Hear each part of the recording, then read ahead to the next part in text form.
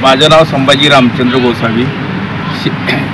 माझा सक्का भाऊ शिवाजी रामचंद्र जाधव यांनी देवळाचे 5 लाख रुपये मंजूर झाले होते। त्याच्यामध्ये त्याने 1.5 लाख रुपये खंडणी मागितली। ते आम्ही नाही म्हटल्यामुळं आमच्यावर त्यानं जातपातीचा गुन्हा दाखल करण्यात आला। हा खोटा गुन्हा आमच्यावर दाखल केला। माझा मुलगा नेताजी संभाजी गोसावी आज 12 वाजता त्यांनी ईस पेलं। ते शिवाजी रामचंद्र जाधव, महेश शिवाजी जाधव आणि उमेश शिवाजी जाधव यांना वैतागून त्यांनी 20 पेले। आज तो सिव्हिलमध्ये ॲडमिट आहे।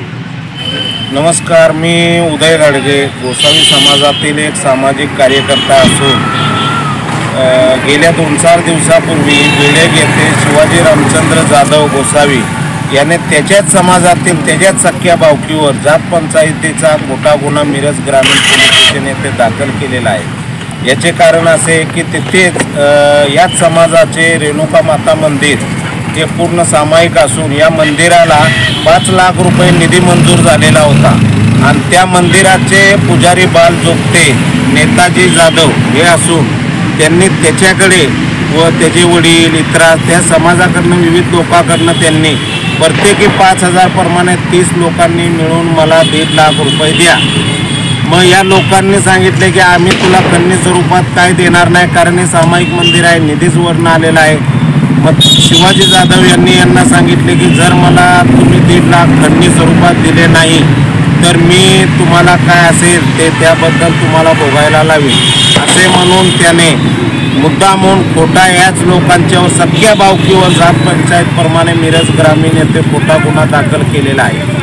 त्याचेच उदाहरण म्हणून त्या शिवाजी जाधव, त्याचा मुलगा उमेश, महेश यांच्याच दबावाला आणि यांच्याच दहशतीला बळी पडून आज तेच बालजोगते रेणुका माताचे मंदिरचे पुजारी नेताजी संभाजी जाधव यांनी आज 12 ते 12:30च्या दरम्यान या लोकांना वैतागून त्यांच्या दहशतीपोटी आज विष प्राशन करून जीवन संपवण्याचा प्रयत्न केला। म्हणजे इतके या लोकांचे कृत्य असून आज आम्ही यासाठी तिथे जमलेलो आहोत की तो सध्या उपचार घेत आहे आणि आमची प्रशासनाकडे मागणी आहे की आमचा त्याच्या विरुद्ध व त्याच्या दोन्ही मुलाविरुद्ध आमचा खंडणीचा गुन्हा दाखल करून घ्यावा।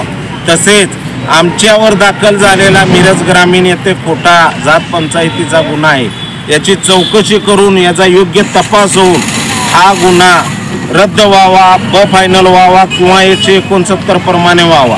तसे न झाल्यास आम्ही मंगळवार दिनांक 24/2/2000 रोजी विजयनगर चौक ते सांगली जिल्हाधिकारी कार्यालय इथे रस्ता रोको करून जोपर्यंत या जात पंचायतच्या गुन्ह्याबाबतचे ठोस आधार किंवा ठोस आश्वासन आम्हाला मिळत नाही तोपर्यंत आम्ही सांगली जिल्हाधिकारी कार्यालय मंगळवार 24/12/2024 रोजी धरणे आंदोलन करणार आहोत।